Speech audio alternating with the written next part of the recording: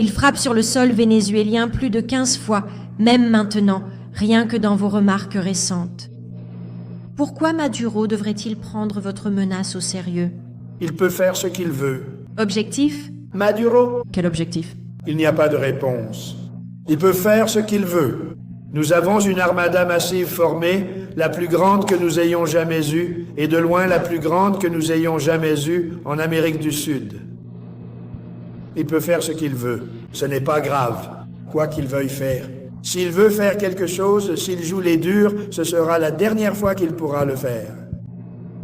Mais ils ont envoyé leurs prisonniers chez nous. Ils ont envoyé des gens des prisons, des pénitenciers. Ils ont envoyé des personnes d'institutions psychiatriques et d'asiles d'aliénés aux États-Unis. Ils sont simplement entrés parce que Biden avait une politique de frontières ouverte. Ce que l'administration Biden a fait à notre pays ne pourra jamais être oublié. Ils ont accueilli des millions et des millions de personnes, 25 millions de personnes en l'espace de 40 ans. Beaucoup de ces personnes étaient des meurtriers et des trafiquants de drogue, des prisonniers dangereux. 11 888 meurtriers, dont plus de la moitié ont tué plus d'une personne. Ils sont venus dans notre pays.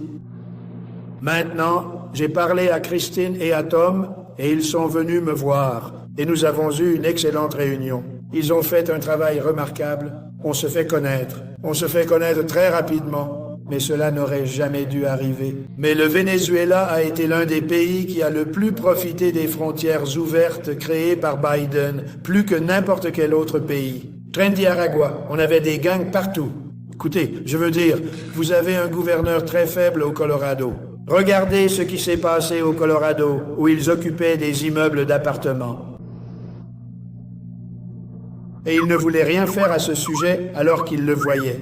Les gens ici sont formidables. J'adore ça.